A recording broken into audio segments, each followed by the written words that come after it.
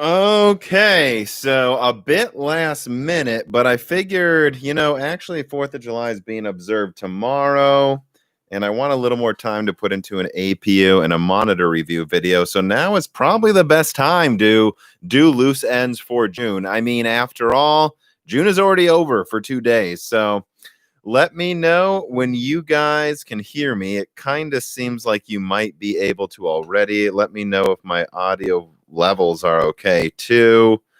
All right, LE June.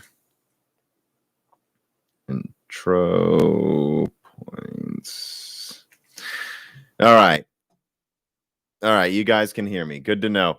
All right, so first of all, let me jump this in. This is a free key for Windows 10 Professional. I'm going to drop these into the video one last time. I've got a few more from CDK offers, so here you go. Here's one. This is for Windows 10 Professional. You just download it from Microsoft's website, and I'll drop 2 more during this live stream. Now, remember, for those who have not watched one of these before, the way Loose Ends works is I go through some lingering reader mail from patrons, from the Discord, and just from directly from the Patreon. And I go over some closing thoughts on things that have happened this month, and then I get into live Q&A. If you tip me, I'll definitely answer your question if I can get to it. If you don't, I'll just answer questions as they come. But save the tipped questions, or just save all questions, right? Save all questions for about 10, 15 minutes from now when I'm through this early reader mail, because I might miss it if you put in a bunch of questions right now. So save it for 10 minutes from now. All right. Let me see. I guess the PSAs, I just did a podcast with Tech Deals, and I think it went incredibly well. As usual, the guest episode didn't do as well as the usual episodes with me and Dan. You guys seem to really enjoy our news wrap-ups the most, but don't skip the Tech Deals podcast episode. Everyone who has listened to it, let's put it this way, a high proportion of the people that listened to the last Broken Silicon told me it was their favorite one, way higher than usual. So it was clearly one of the best ones. And I'm sorry, I'm just laughing at people that say there's no sound, and then you see 20 other people say there's sound. Maybe check your speakers before you instantly type that you don't have any sound. Sorry, I just always laugh at that the first thing someone thinks of is it couldn't possibly be their hardware, right? Anyways, though, let me see. So don't miss the Tech Deals podcast. I believe they will be uploading it to their own channel, kind of as a reminder, go to almost like an advertisement to go to my channel, and also just so that all of his 400 I should say, not his, their 400,000 followers can see it easily in their own feed as well. So I don't know. I think that's going to be tomorrow.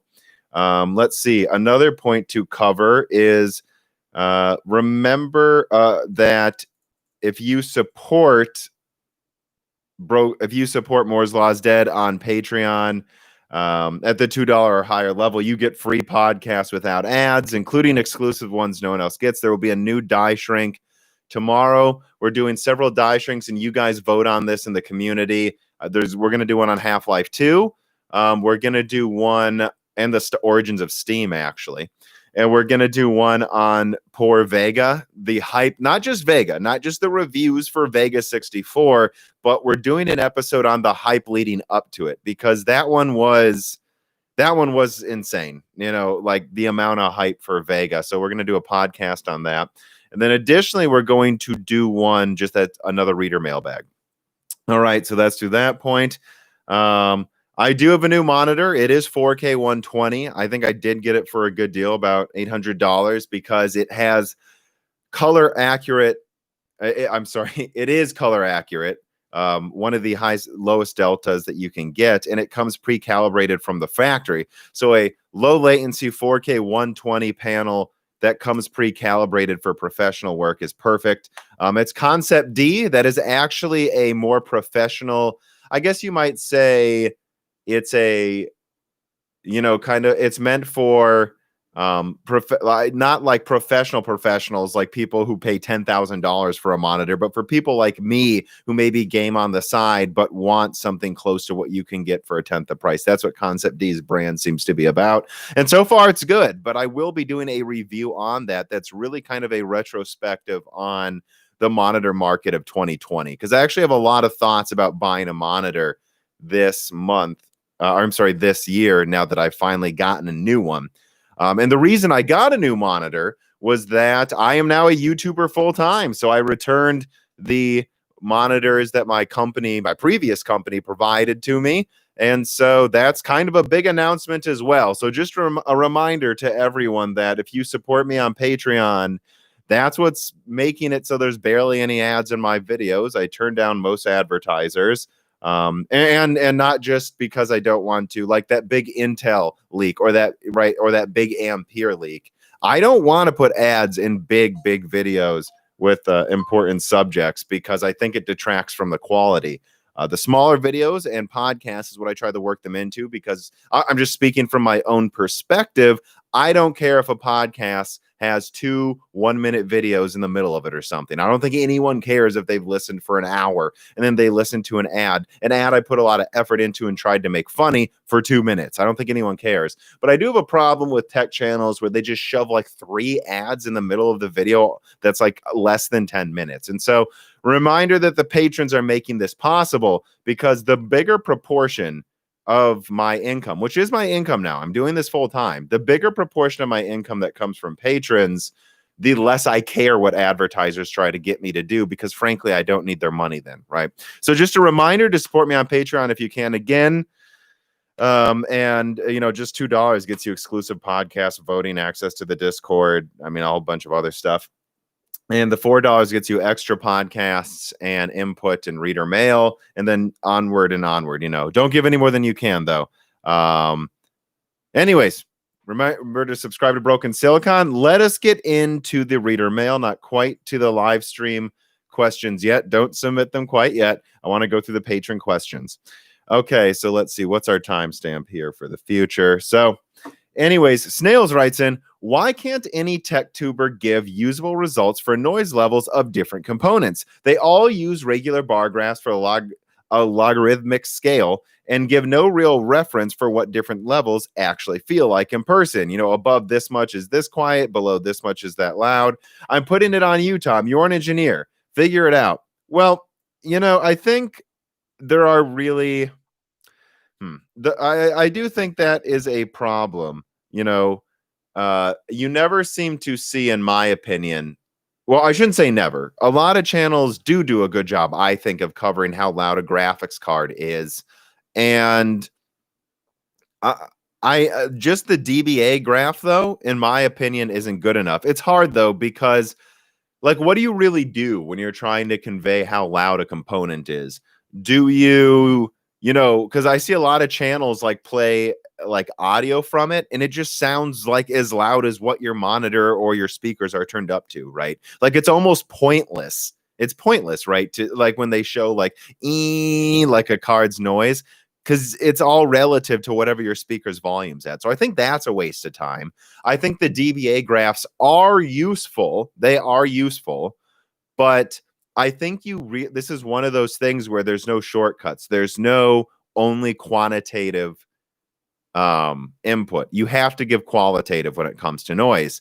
So that's what I do. When I reviewed Radeon 7, I was like, it's not the quietest card I've ever owned, but it's definitely quieter than Vega 64, especially if you don't overclock it a bunch. I think that's what's really important. And I'm just speaking from my own personal opinion. When people talk about noise with computers, is a lot of it just has to be, hey, look, this is louder than Vega 64.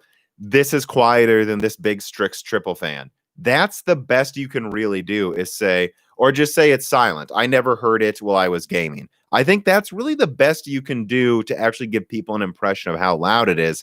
Otherwise, I guess the other thing you could do is, while I say it's a waste of time to just play the noise of a graphics card, because it doesn't matter, because it's how loud your speakers are.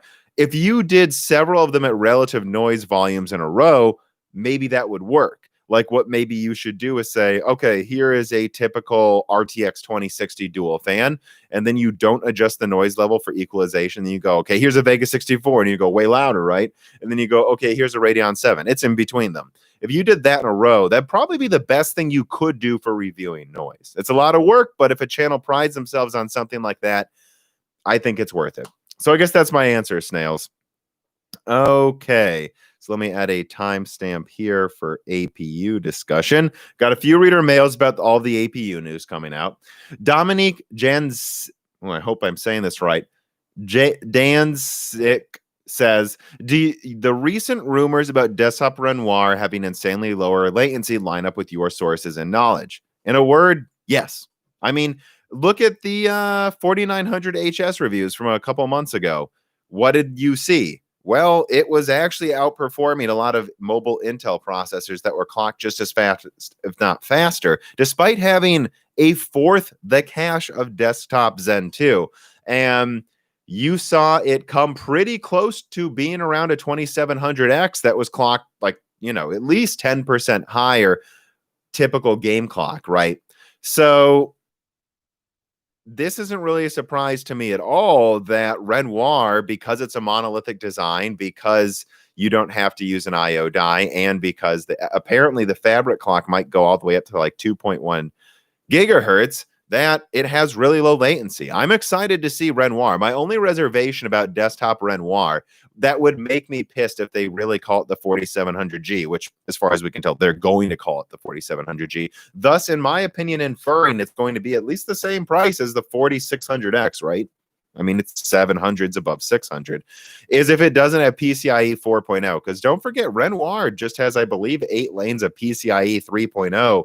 So I don't know. If they try to charge $300 for that or something, which I think they're going to target $250, but if they try to charge $300 for something that can't X570, I just think look, AMD, I know Intel's not competing, but you got to up core counts every gen like you said you would. And I think the 4700G should be called the 4600G, and I think the 4600X should be an 8 core. Right. But it doesn't seem like that's what AMD is going to do because they don't have to. And it is what it is. But who knows? Maybe desktop Renoir will still probably use some type of IO die or something and have PCIe 4.0. I certainly hope so. But the latency thing doesn't surprise me, to answer that question. Bollocks writes in and he says, are you a little sad that Renoir is seemingly headed for yet another Zen X release alongside Zen X -1G's release schedule? I think what Bollocks is basically asking is, does it annoy you at all that they're making Renoir part of the 4000 series, whereas Zen 3 will also be the 4000 series? And this is just like how you had Zen 2 next to Zen Plus Picasso APUs. I'm not really sad at all. I expected this. And this was something in a previous Broken Silicon me and Dan talked about, where I openly just set out, it occurred to me and I asked Dan, where would you even put Renoir in the 3000 series lineup? It games as well as like at 2.1 gigahertz, which I believe the core clock goes up to. Like, where do you even place that in the Ryzen 3000 series? It's basically an RX 560 performance paired with a 3700X. How much do you charge for that? You can't call it, 3700G, I guess. But then the 4000 series is about to come out. I always expected it to be part of the 4000 series. Again, though, I expected it to be the 4500G for the 8 core or something. I didn't think they'd go all the way up to 4700G. So, no, I'm not sad about it at all. And it sounds like there's going to be Cezanne that will show up with Zen 3 Plus or something next year. And, so on and so forth. That's just how AMD rolls. Although I do expect them to possibly push with higher performance APUs next year on desktop, but we'll see. Steak and Chicken Man writes in, and he says, can you comment on the recent video cards AMD APU breakdown? Does it line up with what you have? Right, and I believe I'm going to cover this on the next Broken Silicon as a news story with Dan. It covered Van Gogh and Cezanne, I believe. I actually have the article pulled up here. Let me see what it says. Actually, this was leaked. Yeah, it shows, 7nm Renoir coming out next year, and then Cezanne, and then Rembrandt. And then it shows Warhol. Okay, so 5nm Warhol, supposedly. That makes sense to me. And then Raphael. And again, I expected 5nm Raphael to be Zen 4 and RDNA 2 or 3, maybe even 3, late next year, if not 2022. No, yeah, the video cards all lines up with me. And this was that, Van Gogh Cezanne pincer attack that I talked about as well, where Van Gogh and Cezanne are just two different things. Now, what I find interesting is how they call Van Gogh entry level. Maybe it will be, but from the sounds of it, it might just be a different alternative. And that's kind of what I talked about, is you guys shouldn't be surprised if AMD continues to use Vega in their APUs, right? Like, Vega is design complete, 8 compute units. It's done. It requires very little work to just into a new design with Zen 3. That's what Van Gogh is supposedly going to be. And so if Van Gogh is going to be lower power, and you're probably just going to pair Van Gogh with a dedicated graphics card anyways, why waste die space on the extra, transistors in RDNA? Why bother redesigning the graphics at all for RDNA? It doesn't really need to be. It's kind of like Intel's approach. Those 8 Vega compute units are kind of like Intel's integrated graphics. They're there. They work. They can play some light games, but this is not meant to be your only gaming thing unless it's like a really cheap notebook. And if it is a cheap notebook, it's probably cut down Van Gogh, and down Van Gogh isn't really powerful enough to use a super powerful RDNA 2 integrated graphics. So yeah, I've talked about that at length. John DeLuca writes in and he says, let me actually put a timestamp here. Zen 3 talk. John DeLuca writes in, if one of the great design changes of Zen 3 is the unified cache with one 8-core CCX design, I would assume then that the interim name of 4800X would game better than the 4900X. I'm not so sure about that. It depends on the game. And he says, I assume still a unified cache, but just 2 8-core CCXs with certain cores fused off. Yeah, but you got to remember, it still needs to use the IO die, right? Even if it's one 8-core CCX, it's still using the IO die. And the way that Zen handles scheduling, it's just going to run most of the game off of that one CCX with low latency anyways, and then run other tasks off of the other cores. So I don't really think it would game better, right? That's not what we saw. 3900X games the same as the 3800X. 3950X games a little better, clocked faster. If anything, some games seem to prefer having the extra cache and 2 CCDs. So I don't think it will. No, I don't. Now, I do think if AMD released a monolithic like Zen 3 or even Zen 3 Plus APU with 8 cores, yeah, that might game insanely well, actually. That would be very interesting if if they release some kind of 4800G or even, the 4700 or 5700G was a monolithic Zen 3 APU. Yeah, that might be like the ultimate gaming chip, at least for high refresh rate for esports for a while. Although, again, late next year, I expect games to use a lot of cores. I mean, I already see them using them. Okay. Confirmed SK writes in and he says, when do you think the Ryzen 9 4950X will come to market? I mean, Zen 3 is coming this year, guys. So I don't know. I would expect, honestly, guys, again, whenever AMD wants it to come out, that's my honest to God opinion of Zen 3 consumer. I think if AMD really, really wanted to, they could get Zen 3 out on desktop in like 2 months from now, right?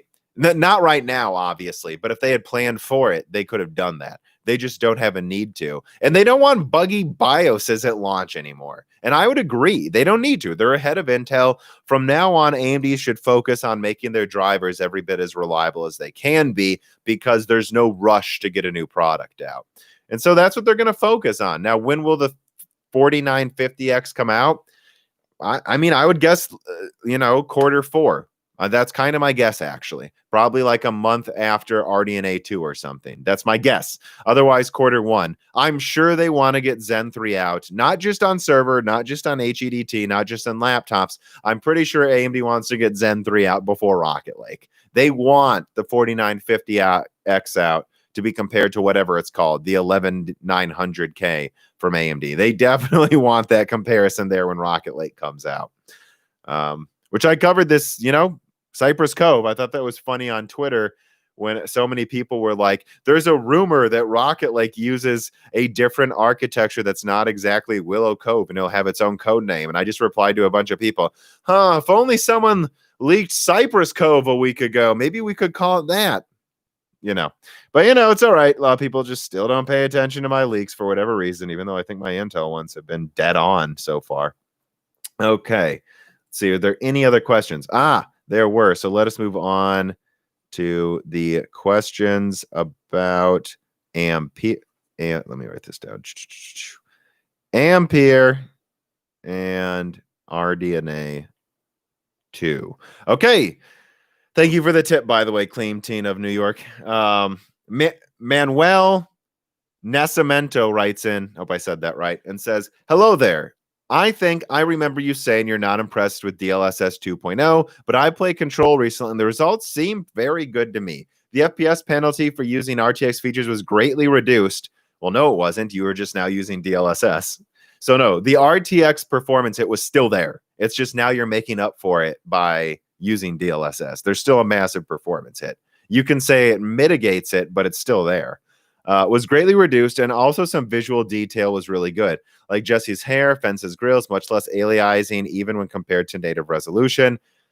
Yeah, I don't know, guys. I pulled it up on my 4K HDR OLED TV, and Dan was with me, and we pulled up 4K screenshots, uncompressed, and went pixel by pixel. And we didn't need to go pixel by pixel. We could immediately tell DLSS was turned on in Control. I wasn't impressed.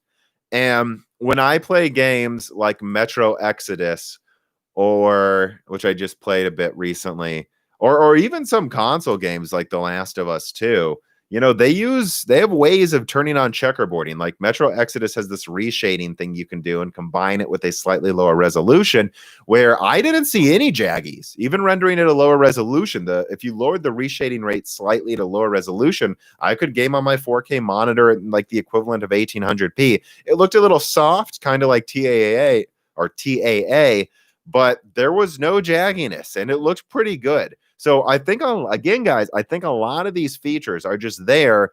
And I covered that on Broken Silicon, that I believe a Russian YouTuber found a way to turn on half of DLSS's features with an AMD card by hacking into the drivers or whatever. So I think there's a lot you can do with checkerboarding and upscaling techniques that is what makes half of DLSS 2.0 work. Now, I hear that DLSS 3.0, as I've covered on my Ampere leaks, will be far better. So I'm not saying this can't be some big important thing. And I certainly know that now in Wolfenstein 2 or something, DLSS seems to work well. I'm aware there's a couple games where it works well. But the games I played that I've seen it in, I am not impressed. And that's that. That's my opinion. I do think it's going to change, but I just see DLSS as this giant beta test for 2 years that I don't know, that it took 2 years to get any benefits from. Let me see the rest of your question, though. Do you think Nvidia will continue to work on DLSS? Yes. And it'll get more adoption from developers? Yes. And I also do think AMD is going to have their own answer to it right when DLSS works well, as usual, by the way. Let me see here. Carbon Cry writes in, why do you think Nvidia is suddenly a leaking ship and AMD seems to be an airtight submarine when it comes to leaks right now? Usually it's the other way around. Could this be a 4D chess move? Well, 4D chess is a pretentious way of saying 3D chess, which is the correct term, by the way, guys. I thought that was hilarious how many people clearly don't play chess and think that chess is 3D. It's not. It's 2D. They move in a 2D plane. The term Google 3D chess and go to Wikipedia. 3D chess is the correct term. 4D chess, in my opinion, is what pretentious people say because apparently 3D chess doesn't sound smart enough. But could this be some 4D chess thing from one or both companies? No, I don't think so. Look, guys, let's put it this way. The leak I got out of Ampere was not planted to me. I promise you it wasn't. Okay, this wasn't someone from Nvidia wanting me to know something. It involved sources that I've used before for other information.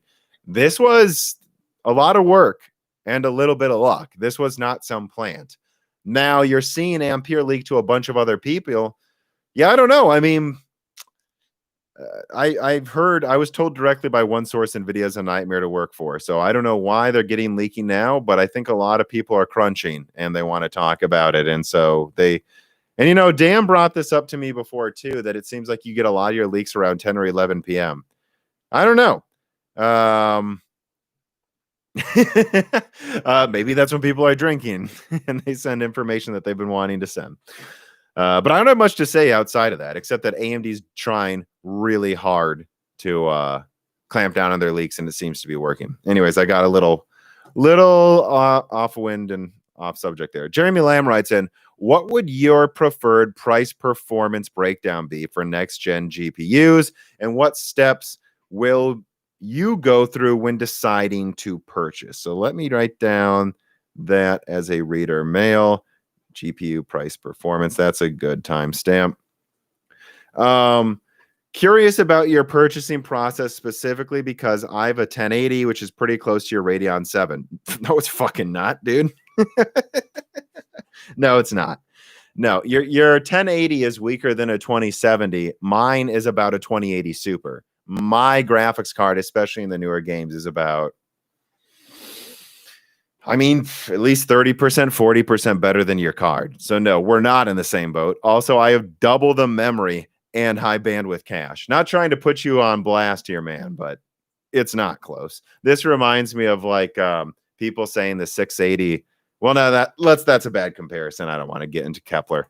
Anyways, though, I mean, again, and I think you've asked me this question, and what I would say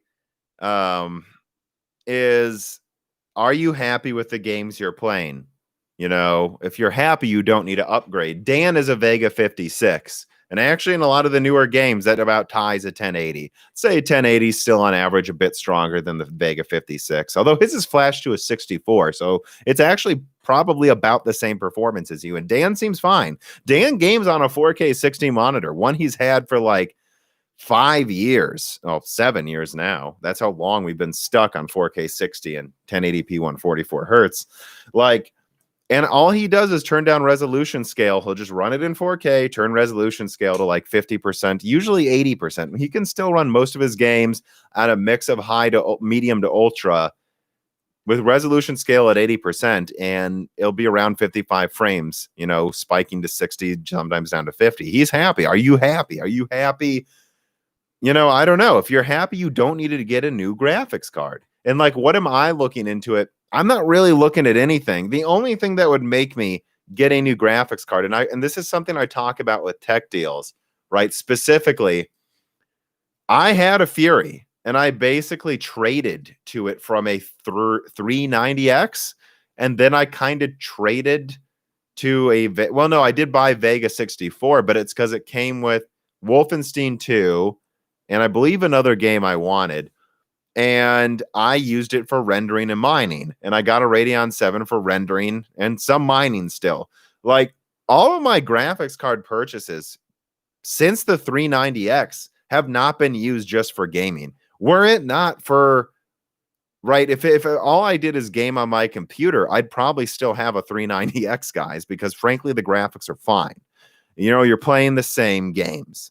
And so if it's not up to snuff for you, then get a new card. But otherwise, I think this gen is going to be expensive, but really powerful. And it's up to you to decide if it's worth it. It's up to you to decide if you'd rather just get a $450 console that's probably going to be as strong as a $600 graphics card come this fall with its own unique exclusives and features. I don't know that I can justify getting it. What would make me get Ampere? Easy. If it cut down my render times in half again, like my Radeon 7 cut down render times and export times. That's when I'll get Ampere. But otherwise, I probably intend to use this Radeon 7 for another year and a half or until it breaks. All right, let us move on. John DeLuca writes in and he says, comments on today's Not an Apple Fan video. I haven't watched it. I saw he was talking about the 390. I mean, the 390, or I'm sorry, blah, blah. The RTX 3090 or the 3080 Ti, depending on what they call it, or there could be both. And so I don't know what he said. Feel free to type into the chat. I am looking at the chat right now. Feel free to type into the chat what Not an Apple Fan said. But let me write that down as a timestamp as well, Ampere. But anyways, all I know is there's been rumors of all these names, 3080, 3090, and 3080 Ti. They can name it whatever they want, guys. Everyone keeps asking me to comment. Oh, is it a 3080 Ti now? Who cares what they call it? It's GA102. My Ampere info was the performance of GA102, at least in one of its best case scenarios. It seems like they were using some early engineering sample of a 3090, not even early, actually, late engineering sample of a 3090. And from what I can tell, because it had 12 gigabytes of RAM. And, you know, so, since then, everything's been pretty correct. I mean, 12 gigabytes. I even talked about GDR6X, or at least 2.21 gigabit per second memory, which is now coming out as well. Apparently it had a giant cooler on the engineering sample, which we now know that's happening. So I'm pretty confident in my Ampere leak. Although, again, these rumors of 8 nanometer popping up, a lot of people keep jumping around this 8 nanometer, 7 nanometer discussion. What I know is one of my sources had an engineering sample that was boosting above 2.2 gigahertz. I find that unlikely on 8 nanometer, one of them going to 2.5 gigahertz. I find that unlikely on 8 nanometer. Although the rumors that it's using 350 watts, I wouldn't entirely rule it out. I mean, Samsung's 8 nanometer, if you actually look it up, is kind of slightly worse than early TSMC 7. It's not as bad as people think. I know it's third gen 10 nanometer, but if you actually look at the density, it's not as bad as you'd think. There's no way around it, though. If AMD were to use full 7 nanometer EUV for their top card, Nvidia, I don't know if they can beat that, at least not in rasterization. Maybe in ray tracing because of their architecture. But the point is this. It could still be 8 nanometer, and I've said the whole time I think a part of their lineup is going to be 8 nanometer. And when you see these people jumping around, oh, now it's 8 nanometer, now it's 7, it could be both, right? It could be both. It wouldn't even surprise me if they made one die on both 7 and 8 nanometer and used the 8 nanometer version for like a 3080 and then the 7 nanometer version for the Titan and 3090, right? That wouldn't surprise me if they decided to do that. Right? Because the 8 nanometer version is probably going to end up clocking 20-30% lower. That wouldn't surprise me at all, guys. So let's just say there have been rumors consistently about TSMC using 8 nanometer for some of their Ampere lineup for like a year now. So I assume there's going to be some. And that should surprise nobody. They use Samsung 14 nanometer for part of Pascal. Yeah, I don't think for any of Turing, though, but for part of Pascal. Fatboy Diesel writes in and he says, how okay would Dan feel if he got Big Chungus Humongo Dick Navi for Feliz Navidad? To be honest, guys, Dan is going into grad school. Doesn't make a whole lot of money. If he got Big Navi, he'd probably try to sell it because it'd probably be $1,000. And to a grad student, that's way more important to him. Like, again, he's fine with his graphics card. So should I watch this stream or the latest Broken Silicon? Both. And it's listened to for the Broken Silicon. Again, you can listen to the Broken Silicon while driving or doing chores. It is a podcast you can subscribe to. Remember to subscribe to Broken Silicon, guys. It is a podcast. It's not just a couple guys browsing the web on YouTube. It's a podcast. It's well edited so that you can listen to it and go quickly with good audio. All right. Anyways, that is it for the pre-submitted patron questions. Let us get in to the Q&A. Let me put out another Windows 10 professional code courtesy of CDK Offers. Here you guys go. Neat videos, by the way, dude. Why, thank you. All right, so I put out another Windows 10 professional code. That's it for my pre-submitted mail. Got one more that I'll put out later. If you have any questions, put them out now. I saw a couple of tips, but I don't believe anyone. Yeah, I don't believe anyone. Oh, that's interesting. They're kind of deleting questions as they come now. That's an issue. So yeah, if you have any questions, submit them now. Let me see. Am I using RTX voice? Nope. Don't spam the same question over and over, though, or I will intentionally ignore you or ban you. I'm just warning you. I see one of you spamming the same question. If you want me to answer it, tip me. Otherwise, I'm just going to answer what I want to. And if you spam questions, I will ban you, just like that. That is not fair to other people. Probably going to get the next gen Ryzen 5 and 6600 XT. 6600 XT might just be a refresh of Navi 10. DDR5 info, it's public. It's out there. It's faster. What else do you want me to say about DDR5? In fact, it looks like it might be as fast as GDDR5. Do I like banana shakes? Sometimes. I haven't had one for years. Let's see. Hopefully get some better questions than what I'm seeing. Let me see if there's any questions in the Discord. Yeah, don't forget, if you're watching this and you're a patron, you can submit the questions on the Discord, and you'll kind of cut the line right there.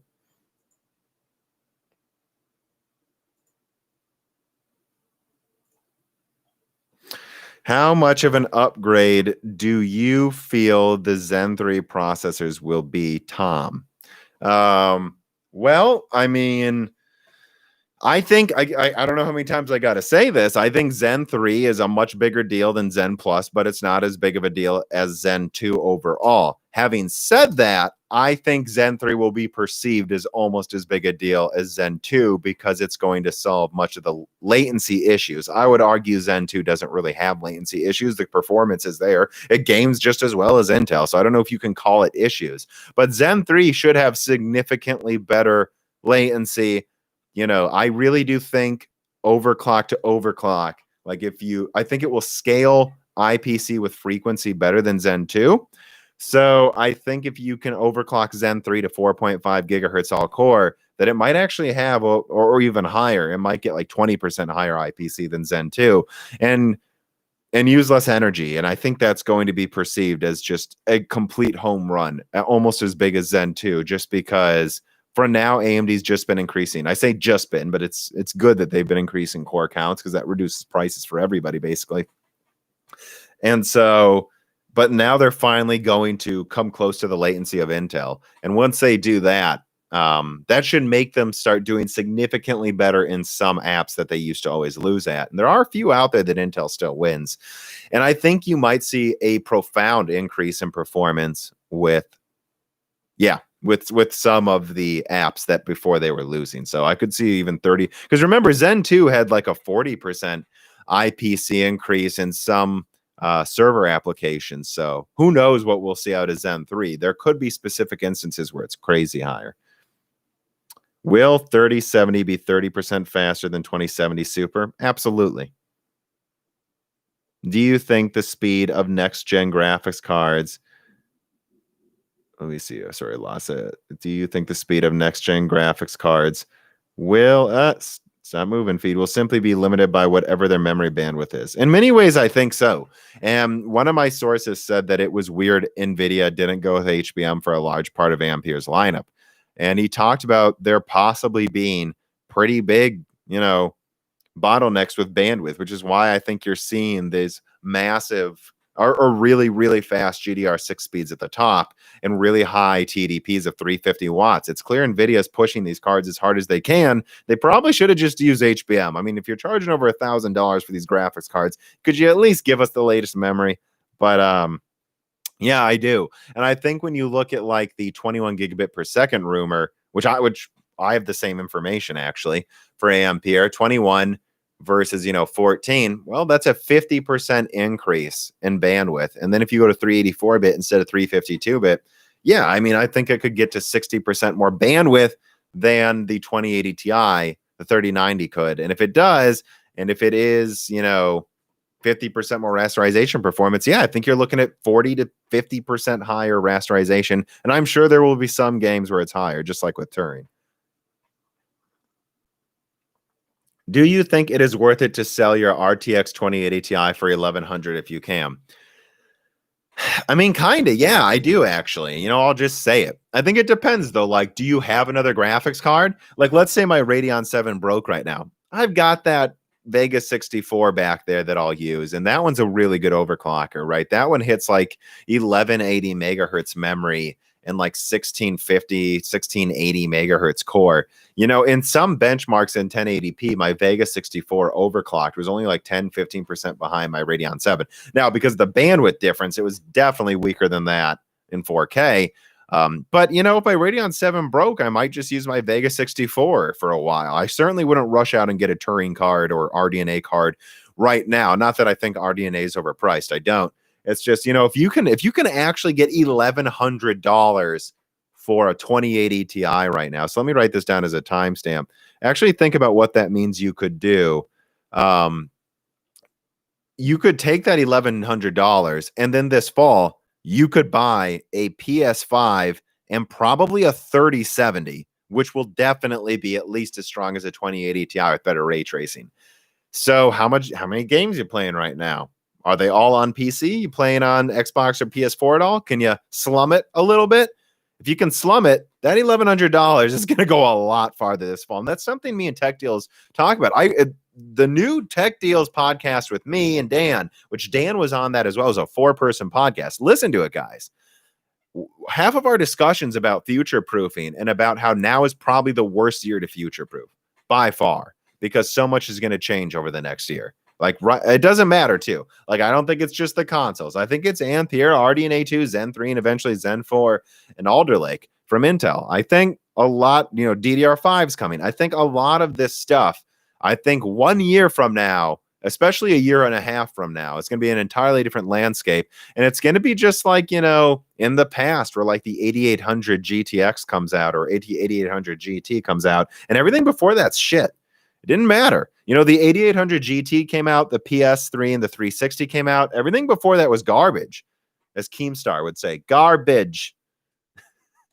And so I think that's just my advice. That $1,100 is going to go a lot further. But if all you do is game on PC, if you have a lot of time off right now, which a lot of people do, well, I can't tell you when the perfect time is to sell your graphics card if you're actually using it. I can't make that decision for you. All right, we finally got some tips coming in.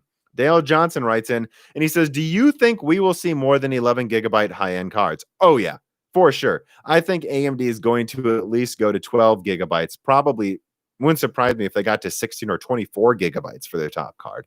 And I think Nvidia is going to go, yeah, I mean, to 12 gigabytes for the 3080 Ti, it looks like, and then 24 gigabytes for the 3090. Although, again, it might be a 12 gigabyte 3090 and a 24 gigabyte Titan. These names, you know, I think so. I think you're seeing $1,000 12 gigabyte cards. I do. And they have to, right? Like I talk about this with Tech Deals. And in fact, I talked to someone who's talked to Sony, who is looking at porting future PS5 games. Not all of them, but like they eventually they'll want to port a couple of them. And they said it is definitely just going to be years before any PS5 games come to PC, because the requirements were like 32 gigabytes of RAM at least. Minimum, not like recommended. Like to run a PS5 game, they needed at least 32 gigabytes of RAM and then like a 16 gigabyte graphics card or something. And that was still choppy performance.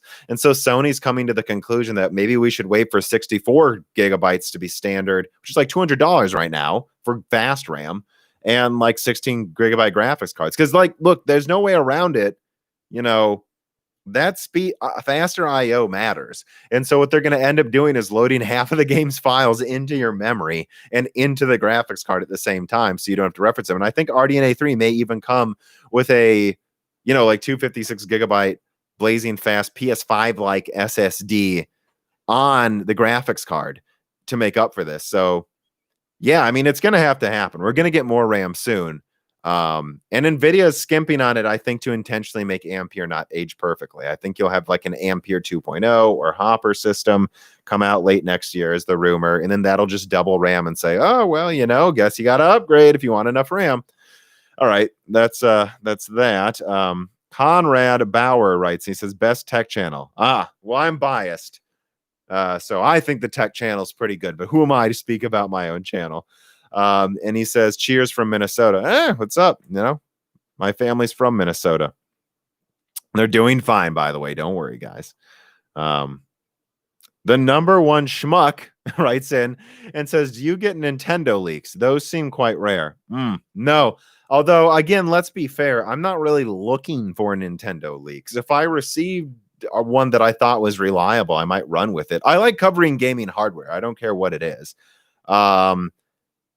But like, I don't really seek out. I'm mostly interested in, like, as you guys know, gaming graphics cards from AMD and Nvidia. And those are in the consoles. AMD is, that is.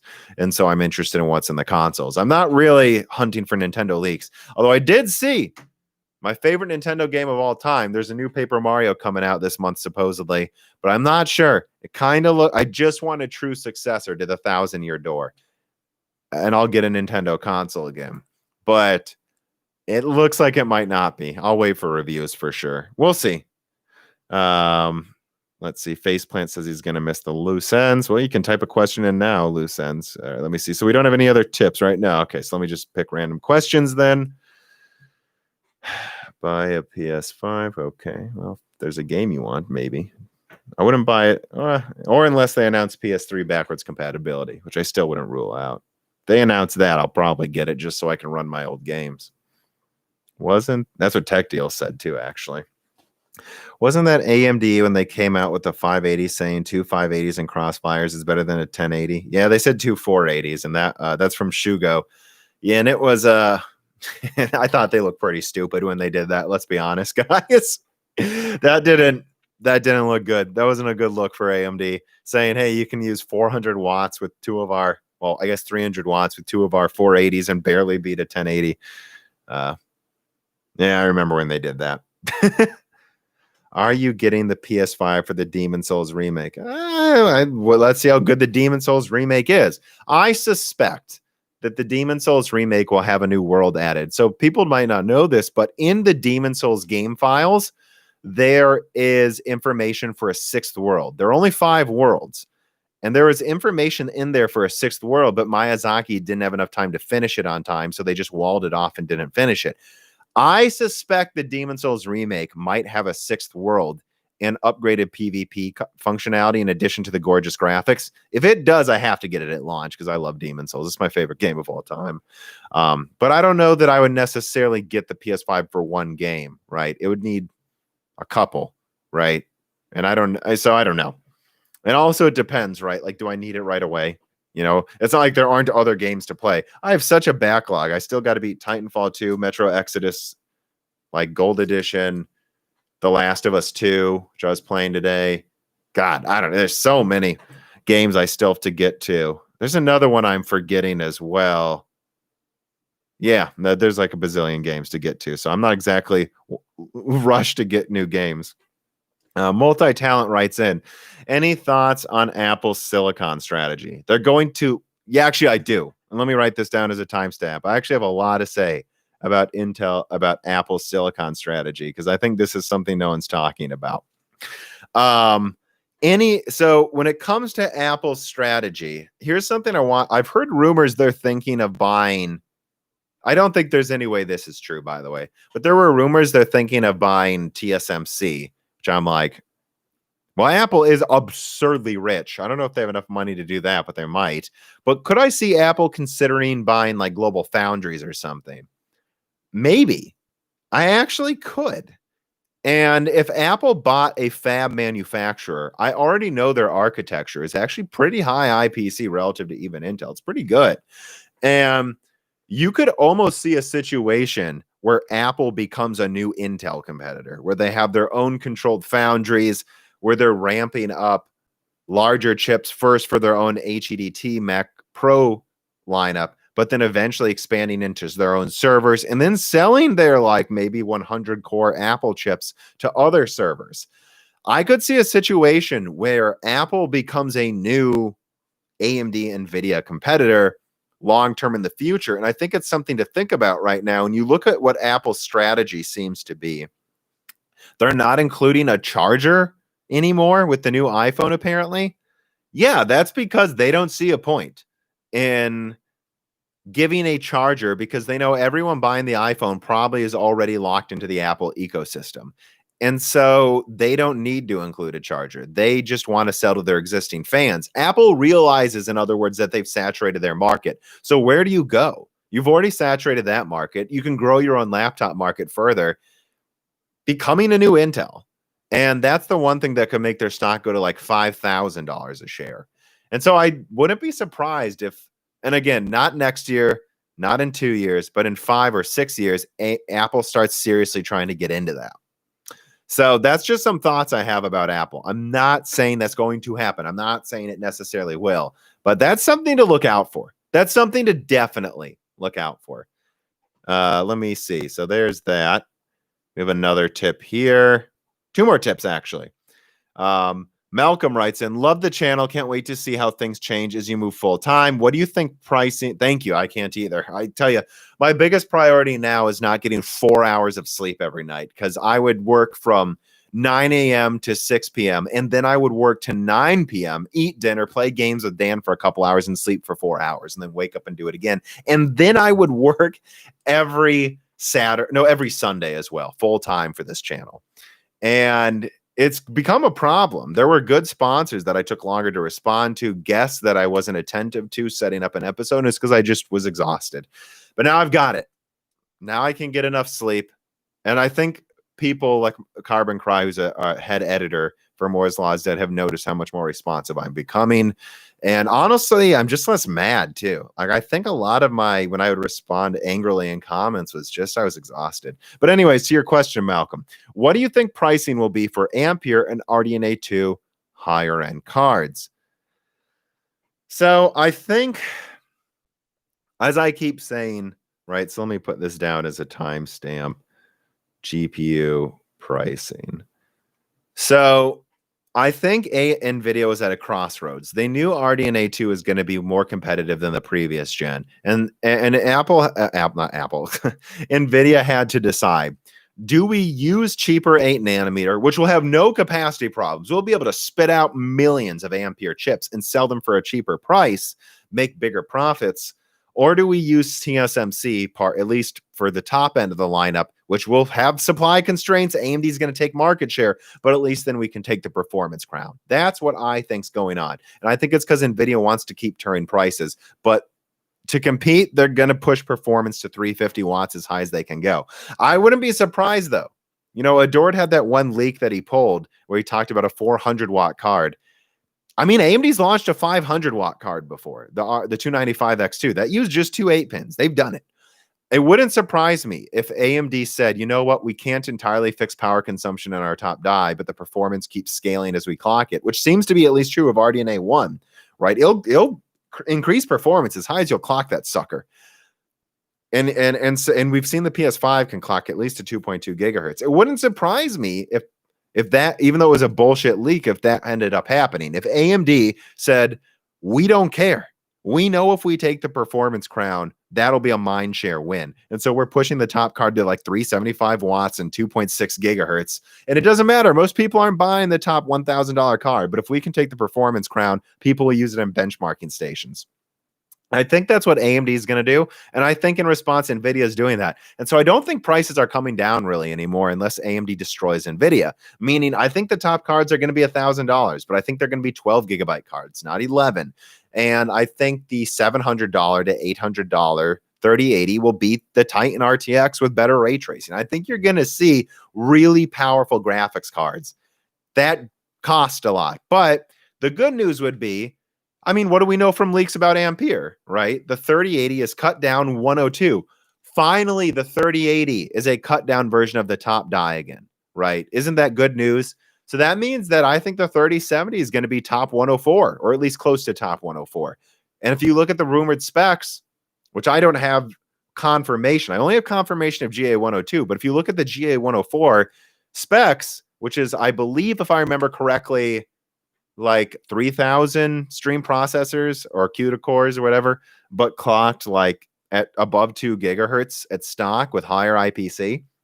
That should match a 2080 Ti with better ray tracing, you know? And if that's a 3070, if there's like a $500 3070 that's stronger than a 2080 Ti with better ray tracing, you know what? Now it's okay. It's $500 again, I guess.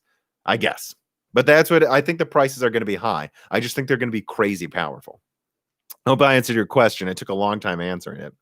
Ben Goodman writes in and he says, would like to highlight the crazy value of modern PC hardware. Last year, you could get a 2700X, Vega 56, and 32 gigabytes of 3600 C16 RAM for less than $600. Well, let me think about that. So that's like 150 for the like 100 for the processor almost at this point. 200 for the graphics card, let's say. Probably a little less, but let's just say 300.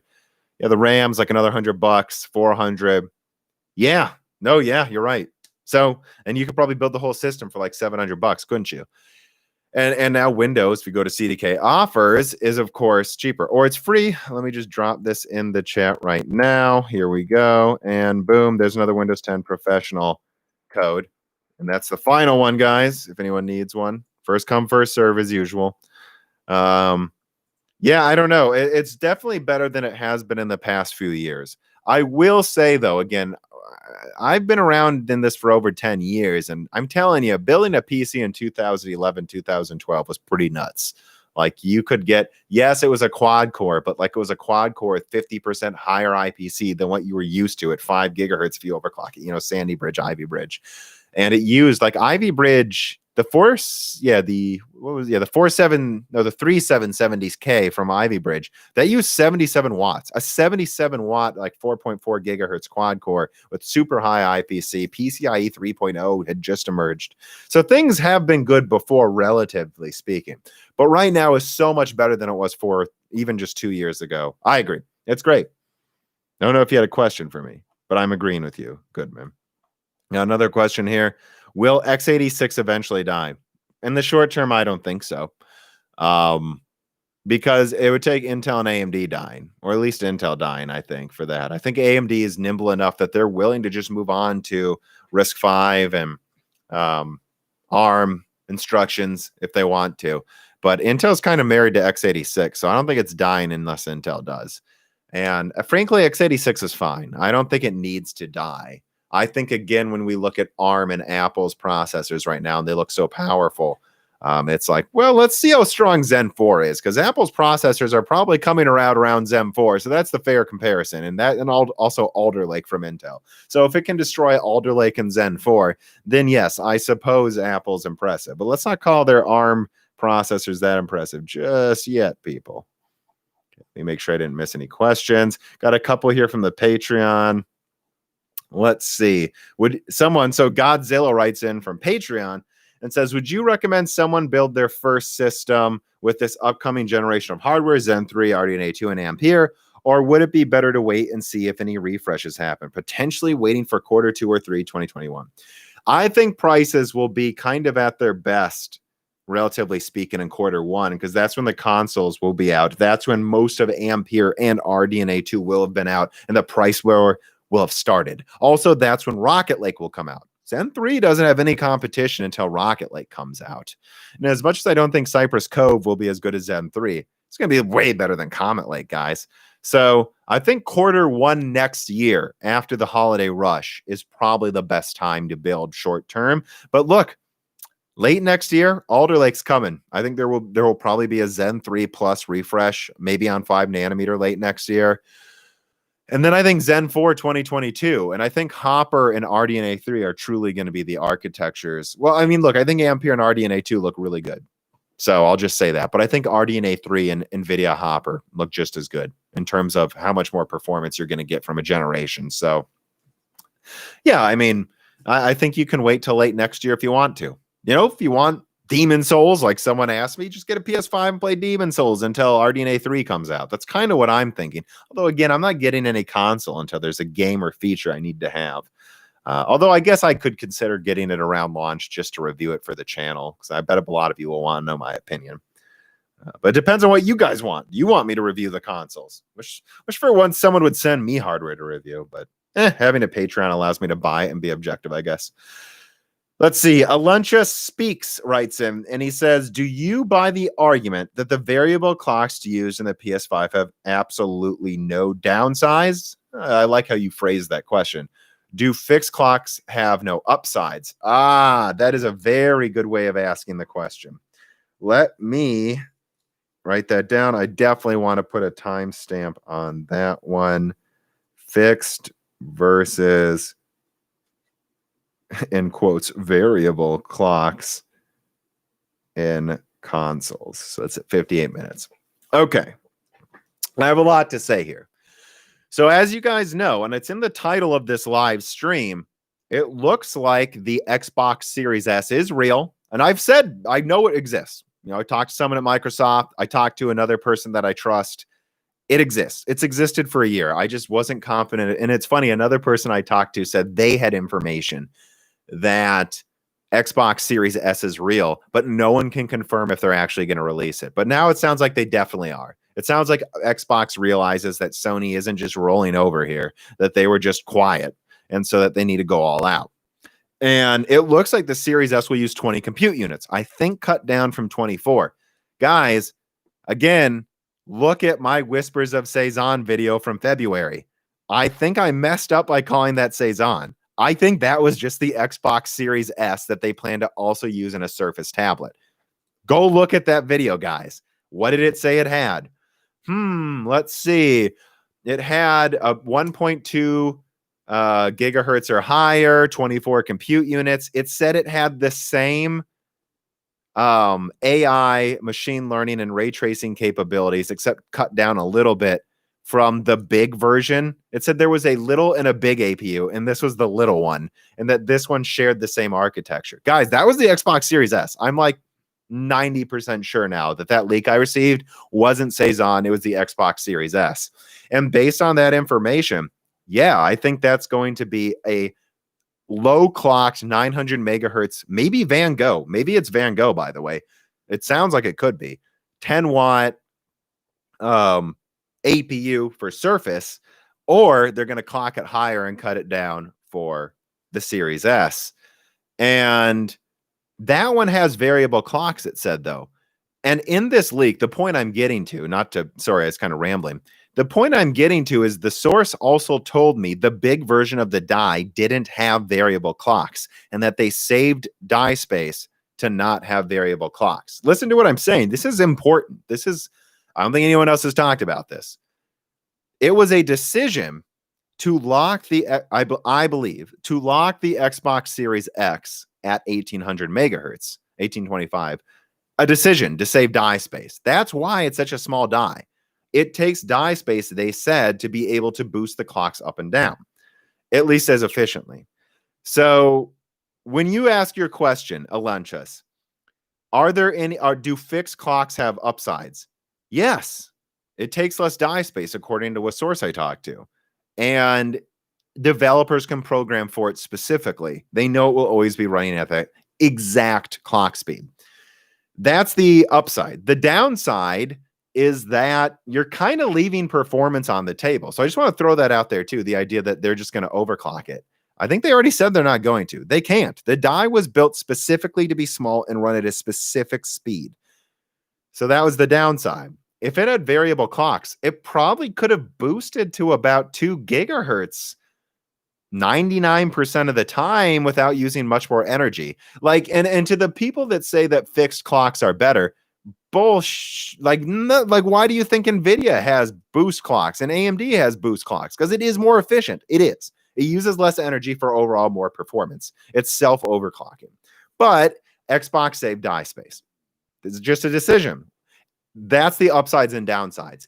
Is one better or the other? I don't know. I think they just had different design goals, and we're just going to have to see. Now, Xbox clearly tends to use its compute units, though, for streaming and for other tasks, whereas the PlayStation 5 has more co-processors and leverages its design in a different way for geometry performance than the Xbox. So that would explain why they might want fixed.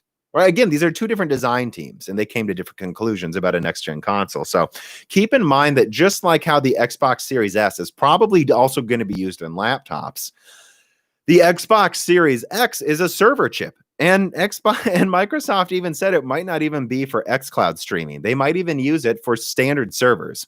So why does the Xbox Series X have all of these compute units clocked lower? Well, it's a server APU, guys, that they're selling to you in a console as well. That way, if the console doesn't sell well, they didn't waste design money and R&D making this server APU and vice versa. So that's the stuff you got to think about. The final question you had, really, though, just to answer specifically, is there no downsides to the PS5 having boost clocks? Well, it depends how you look at it, right? As far as I've been told, and Mark Cerny said, the thing runs at 2.23 gigahertz like 98% of the time or something. Who knows? We'll have to wait for Digital Foundry to know for sure, of course. But if they wouldn't have done that, they probably would have had to cap it at like 2.1, 2 gigahertz. You know, that's leaving performance on the table. So it just depends how you look at it. Are there downsides? I mean, I don't know. I think it's more upside, but it's not the same as if it's fixed clocks. Exactly. But again, though, from what I've been told, the PS5 has some pretty crazy like dual PCB cooling. And that's, well, I don't want to get into it too much because I've talked about it before, but I think there's more going on with and I think Cortex touched on it with the RDNA 2 video, by the way, too, that AMD's looking at 3D stacking and graphics cards. And I think there's some stuff going on with the PS5s. It might involve some 3D stacking, and that's why it needs advanced cooling. And so the variable clocks also allow them to have uniform heat density, and uniform heat density is important when you're doing 3D stacking. So I think that's where some of the variable clocks come from. They have to make sure, right, that these layers of the die aren't getting too hot in any one point. But anyways, I'm starting to ramble. I hope that answers your question. The real answer just is like these people like, it runs at 2.2 gigahertz, guys. The Xbox does as well. But the Xbox's die will not be that much bigger than the PS5's as you would think. And that's because they sacrifice die space for a fixed function server APU chip. All right. I'm repeating myself. Let me move on. Paul Kelly writes in and he says, hey, Tom, it's Paul from not... Hey, Paul. It's Paul from not an Apple fan. Have a beer on me. Been trying to nail down 8 nanometer all day and looks like it's happening. I'm not sure though, dude. I thought, Paul, welcome, Paul. Fine, I'll get a beer. I'll put this lamer tea away and get a beer.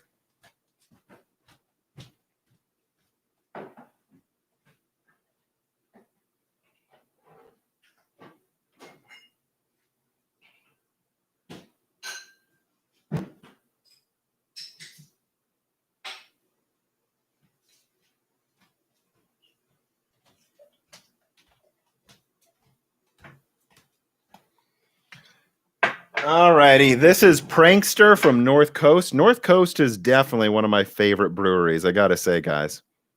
We get them in Peoria a lot, actually. They're all over Silicon Valley, too, in the background, if you didn't notice. All right, thanks for the beer, Paul. I gotta say that when it comes to 8 nanometer, just to directly answer your question, I mean, I don't know, right? I'm sure they're going to use 8 nanometer for some of the lineup. That's my overall opinion. And I do believe they were intending to use it for most of the lineup, or at least they wanted TSMC to think they were. And so I think Nvidia has designed masks for 8 nanometer and 7 nanometer, and they may even just make both again, right? They might make 102 on 8 nanometer and 7. And then the 3080 is just that. Or they might make 103, which it sounds like they canceled though, on 8 nanometer. Although, again, I think that'd be a good idea to make 103 on 8 nanometer. But yeah, I mean, it's yeah, I think they're going to use 8 nanometer for some of the lineup for sure. How much of it, I don't know. The only thing I will say is, even though I do, and one of my sources who didn't, right, because I have multiple sources for the Nvidia leaks.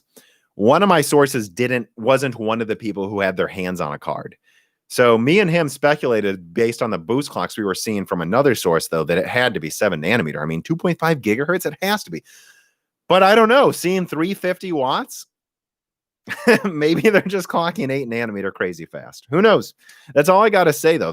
I don't have the card in my hands.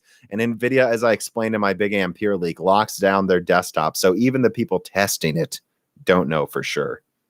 Let's see. Beer... Q&A. There's a timestamp. Fatboy Diesel says, I don't pay you the big bucks for you to shill for Nvidia. I know. I'm an Xbox fanboy now. Before I was a PlayStation fanboy. Before I was called AMD fanboy in the WCCF tech comments. And now I'm an Nvidia shill. I'm not changing my mind. I'm not switching to any side. I just like covering all the companies and some. Guys, I don't know what to tell you. There's just a lot of AMD information. So that's why it's mostly AMD right now. Fatboy Diesel, no Xbox fanboyism. Please keep shilling the PS5. Again, I'm not shilling any of these companies. I think they're all interesting. And just because I like play a certain game doesn't mean, like right now I'm playing through Halo again with Dan. We just got the Master Chief collection. Well, I think in some ways Halo 1 holds up really well. I will say the later levels get a really repetitive though, and I forgot that. Man. But no, and it's a lot of fun. So guys, I was playing Halo last night. I'm not a fanboy, but that doesn't mean I can't think that PlayStation's better and yet play Halo, like Paul said. Although again, I don't like the term better, because that infers everything's better, which just isn't true. Lars Hansen writes in, if Nvidia's big push is ray tracing with 4 to 5 times the performance over Turing, what is AMD's big push? Yeah, Paul alluded to that, actually. Speaking of Paul, not an Apple fan. I mean, my impression was always that it's basically that RDNA 2 will have crazy good rasterization performance, like that it will just double the 5700 XT. But I think there's other things going on too. I've been told that RDNA 2 has really, really good machine learning capabilities. If it has good machine learning capabilities, I don't know why it couldn't have some advanced version of DLSS. And Cortex covered how he thinks it's just going to do ray tracing in a way where if it's one type of ray tracing, it can basically do it with no performance loss. So the way I see it again is I think AMD is going for I don't know for sure. I don't have any source saying this, but my impression is that RDNA 2 is, hey, remember Battlefield 5? You can now turn ray tracing on Ultra with 0 performance loss. You can now play Metro Exodus with ray tracing on Ultra with 0 performance loss. You can do 4K 120 hertz ray tracing, guys. It's here. You can do it, right? I think that's going to be AMD's big push. But when new games come out with like crazy high ray tracing, they don't care about that. AMD is looking to do the ray tracing you can do now in games for free and at higher frame rates. I think Nvidia is trying to do entirely new levels of ray tracing. And it just depends, right? It depends which one you want. And so in addition to that, I could see some really advanced type of DLSS tech from AMD. But that's my own speculation, Lars, on what AMD could be pushing for. Make sure I didn't miss anything here. See. Trevor Clark writes in, and he says, what do you think the next gen of GPUs and CPUs are going to do for PC gaming? We can see the next gen consoles are a fairly big leap on last gen. I mean, like, what do you think the next gen of GPUs are going to do for PC gaming? Well, I think with ushering in Zen 3 and Rocket Lake, 120 hertz will be easy, right? My 3950X does 120 hertz gaming easy already. So that's a thing. But I also think that Alder Lake with Golden Cove and Zen 4, which should also bring a pretty massive IPC increase from what I've heard, I think that those could finally bring to us true 240 hertz gaming. And once we're there, I think we're kind of just there. And you're going to see more and more CPUs just be able to do 144 hertz gaming like it's nothing, like even budget ones. And then 240 hertz is going to be reasonable. I think you're going to see some next gen console games on Xbox and PlayStation have a 120 hertz option. I don't think it's going to be most, guys. I don't. But I think there will be a few that let you try it and they'll see if it's popular. You know, I think 120 hertz as a standard is coming. And that's what I'm excited about. In terms of the GPUs, I mean, I think ray tracing is just going to be something like, you know, AF times 16 or TAA soon, where we can just turn it on and it looks better. But I still think we're a couple gens away from like fully ray tracing or anything. Although Ampere seems to be kind of driving for fully ray tracing, to be honest, guys. And I think that's just what's coming, is just running these games easily and then die shrinking these cards, making them use less energy, and eventually, hopefully, getting that performance into a phone that we can just plug into any TV. So I think that's what's coming truly in the next year. Not my phone running ray tracing. That's not what I meant. But just everything you can do now being easy to do. That's kind of how I see it in a year. But there's going to be some turbulence because what is it? And we're going to cover this on the next Broken Silicon. Epic said that in the Unreal Engine 5 demo, they had the same geometry hit. They had the same hit to performance from geometry as Fortnite running 60 frames, meaning that the frame rate hitches in that tech demo were mostly from the crazy amounts of explosions, that they had no trouble running that geometry. And so I think that's what we're going to start seeing too, is just the faster IO you have, the higher res textures and geometry you can have with less performance hit than before. I think it's going to be like that, where it's like, oh, if you have a 3060 and 16 gigabytes of RAM, you can run this game in 1440p. But guess what? If you have a 3050 Ti, but then you also have like a Gen 4 SSD that's blazing fast and a powerful 12-core processor to handle the I/O, turns out you can run the game almost as well. Not as high of a resolution, but you can actually turn up the geometry higher than that 3060 can, because it's able to swap in the information faster. I think that's what we're going towards. And because you'll be able to scale performance with not just the graphics, not just how many cores you have, but also with RAM speed, SSD speed, I/O, that you're going to be able to scale this across platforms much easier. That it's just how much performance do you have, whether it's SSD, graphics card, or CPU, and that'll dictate your performance, so that you're not really wasting money anymore. There's less untapped potential. That's the big leap I see coming. Yeah, I think I talked about that long enough, Trevor. Cheers from Potencias. Clismantas. Thank you for the tip. I think that's caught up now. Let's see. I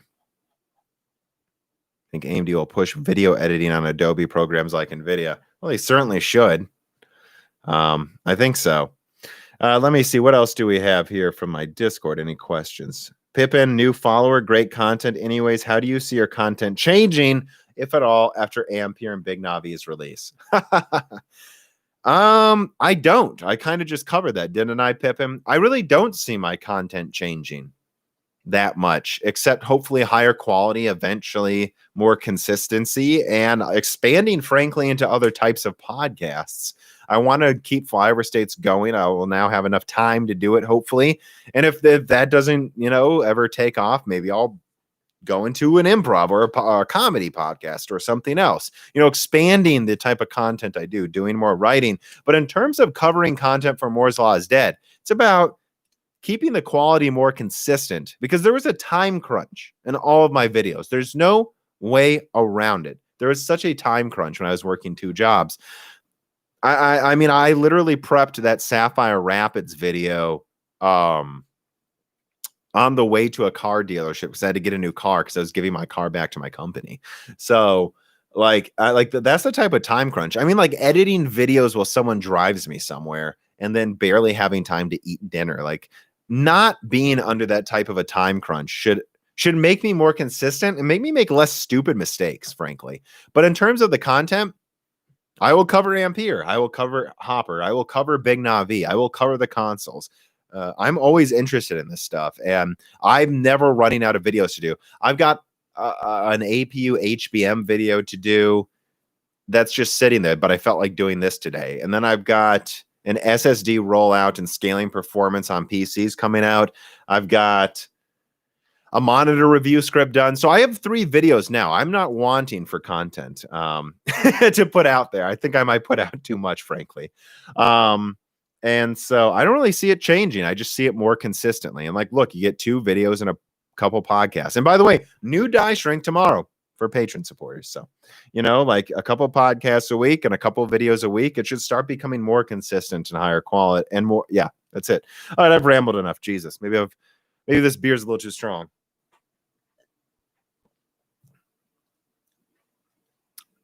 Making me tired just listening to all of that video work. And I don't know. I enjoy it though. I never have to make myself do it, or I rarely do. Ah, yes. I'm going to write this down as a timestamp. Someone asked a question. I wanted to cover that. And I think I put that in the title, if I remember correctly. So 1:18:40, Ice Lake X. So again, and this is usually how it goes. My big Intel leak videos, my Whispers of Golden Cove video from last October, that eventually got to like 80,000 views or more. I don't know. but it took so long to get there. Most of my big Intel leaks are slow burners. If I put out an Ampere or an RDNA video, even if I put out an RDNA video about a fake leak, it gets 150,000 views in a week. And it's because everyone wants me to talk about graphics cards nonstop, which is interesting. But my Intel info is probably the most accurate, just so you guys know. And I think like that Sapphire Rapids and Alder Lake leak I just put out, that's no one else is really covering that, guys. I mean, you have little leaks on Twitter here and there. And I don't mean to insult anyone if they have covered it. I can't claim to have watched every video or read every article. But like there was some good nuggets in there I want to cover now that people just seem to have ignored, like Ice Lake X. Guys, supposedly Ice Lake X is coming to PC, to HEDT Q1 next year around Rocket Lake. That should bring IPC 18% higher than what Skylake is. So probably slightly above Zen 2, but below Zen 3 with up to, I think, 32 cores. 32 cores on 10 nanometer with that IPC early next year. Now, look, that's not going to beat Milan. Of course not. And that's not going to compete with AMD's 64 or 48 core Threadrippers. Certainly not their Zen 3 64 core Threadrippers. But this was a problem. This was a big problem that Intel's HEDT couldn't even compete really with AMD's 24 core. If Intel brings out an Ice Lake X32 core with that high IPC and not insane power usage, which we'll just have to see, it'll probably be 200 watts, but so is top Threadripper, so who cares? That's good. That's good. Intel may bring competition to AMD's 32 core level Threadrippers. That's very good. Most people are buying 32 cores or less. So Ice Lake X is a big deal. Watch that Sapphire Rapids video if you haven't, because Sapphire Rapids is also a big video. It looks like at least 56 cores late next year. Well, Sapphire Rapids may come out early 2022, to be honest. And Golden Cove or Willow Cove IPC, probably in between, honestly, from what I've heard. And that's, you know, Zen 3 IPC on 56 cores. No, that's not as good as Zen 3, but they also supposedly are going to stack HBM2E on the die. I don't know. It could be pretty close to Zen 3. Yes, Zen 4 will probably blow it out of the water, but that's way better than now. I mean, right now, Intel's HEDT and server chips are starting to have trouble competing with AMD's desktop chips. That's a problem. You would be better off getting a 3950X than you would most of Intel's server lineup, unless you need a specific feature. And the 3950X can even use ECC memory. So Intel going to Sapphire Rapids is a huge deal people are overlooking. And if they brought like a 48 core with, you know, 2.5D stacked memory to HEDT, I think that could be an awesome chip. And I think people are just really overlooking that right now. And it's DDR5 support. And supposedly PCIe 5.0 next year. That's a big deal. That's a very big deal, in my opinion. All right, so that was that. Let me see. Make sure I didn't miss anyone. Oh, almost missed one question. Let me scroll down. Okay. Zach Miklas writes in and he says, do you think Microsoft has the balls to sell the new Xbox at $400? Let me write this down as a timestamp. This is definitely something other people are going to want to hear. Say console pricing. Congratulations on doing this full time. Yeah, it's funny, by the way. Let me say that too. People say congratulations for doing this full time. It's definitely, you know, kind of a dream come true. So congratulations is probably in order. But at first, when I heard congratulations, I was like, why are you saying congratulations? This was a lot of work. It's the only thing that annoys me a little. Some people act like I won the lottery. It's like, go look at my history. I put out so much content in a broken silicon every Wednesday for like a year. Like, that was a lot of work. So congratulations, yes. But I would think good job is the better compliment, because it's not like this is I won something. This was a lot of work, and it's still a lot of work. I put together 4 scripts yesterday. After this, I'm going to go record 3 podcasts. Like, it's a lot of work, guys. It's a lot of work. I didn't just win something here. But anyways, to get to your question, Zach, do you think Microsoft has the balls to sell the new Xbox at $400? Maybe. I actually do think they might. And based on my estimated bill of materials, the next gen Xbox is about 480. The next gen PlayStation is somewhere around 450 to 470. With the disc version is that much. You know, if Xbox wants to win, they should price the Series X at 400, and they should price, and I believe the Series S may be as little as 280 to make. They should price that at 250 or free if you buy Xbox whatever it is, Xbox Ultimate, which I believe is $15 a month. So I think, but it comes with an assumption that you're going to pay that for 2 years. I think that's what Xbox should do. $15 a month for 2 years. Now, I know some people will go, so what is that? 10 times 240. So that's $360. I don't know. That's a good deal because you could conceivably get this 1080p next gen console, the Xbox Series S. And for $15 a month for 2 years, you don't need to buy any games with how many games they're putting out. Honestly, I don't think you do. I think Xbox puts out enough games on that now you wouldn't need to. So $15 a month is kind of justified. And I think they should have the balls to do that. $400 for the Series X, $250 or free with all access for the Series S. Having said that, though, I'm not sure they will. Like I said in my Xbox 3D chess move video, I think they could charge $20 or $25 combined with the console, which was misinterpreted by a lot of people, but that was my fault. I did make it sound incorrect. And I think if they do $25, it's probably too much. And I think they may just end up selling the Series X for $500. So it's like a $20 profit or breaking even probably. And then like $300 for the Series S. I just think that's too much. I think the Series S is a killer deal if it's priced $250, or $200. And I think they could accept that loss. It's digital only, right? It comes with a 1 terabyte solid state drive. The same one probably as the Series X, so that you can play all of the next gen games for $250. That's a killer deal. But if they charge $300 or even $350, I just think that's too much. I just think that's not aggressive enough. And I think Xbox needs to decide when they actually want to be in it to win it, right? And I think that's the price point where they are in it to win it finally. And that's what I think. That is what I think. And, just looking at the Series S leaks, 10 gigabytes? I think that's 6 gigabytes memory segment, just like the Series X. I think it has the same 6 gigabyte memory segment for the system RAM, and then a 4 gigabyte instead of a 10 gigabyte segment for the graphics card. So probably a 256-bit or maybe even 128-bit, actually. GDR6, 4 gigabytes. That's what I think it is. And I think their idea is we'll just put in textures that are a third as big. We will use the exact same I/O, the exact same system's memory setup, the exact same SSD. So developers know it's only the graphics performance. We'll sell it for half the price. And I think if they do 500 and 250, it could win. 200 and 400, it could win. I think it loses at 300 and 500 because I got news. I think Sony can go down to like 350 for the digital and 450 for the PS5 if they want to. And I think they will if they think it will make them win. That's what I think. All right. I think I more than answered that question.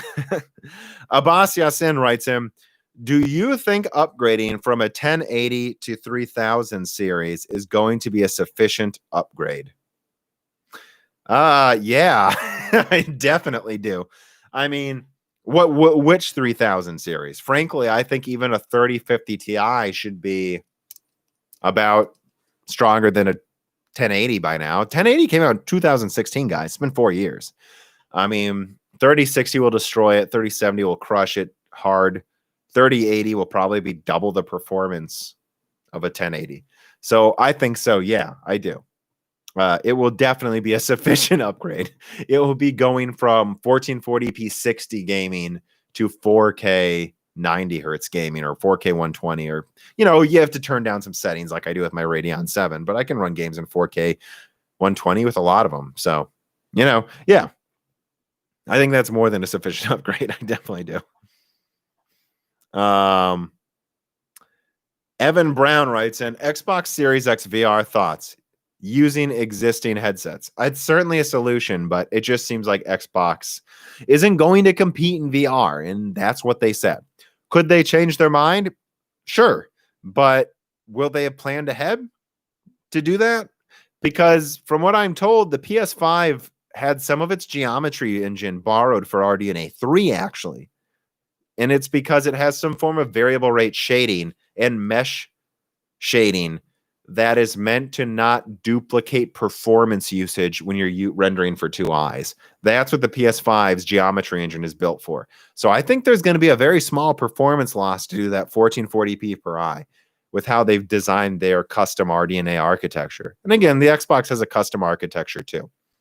So, but it's not really designed for VR is my point, as far as I'm told. The PS5s is, if it can run 4K games, I'm sure it can run 1440p per eye with that geometry engine at 120 hertz. You know, you have to turn down some settings if you're a developer, but it should run pretty smooth. And so could Xbox Series X do VR? Yeah, but I don't think it's built to, and I think it's going to be hard to compete with PSVR 2.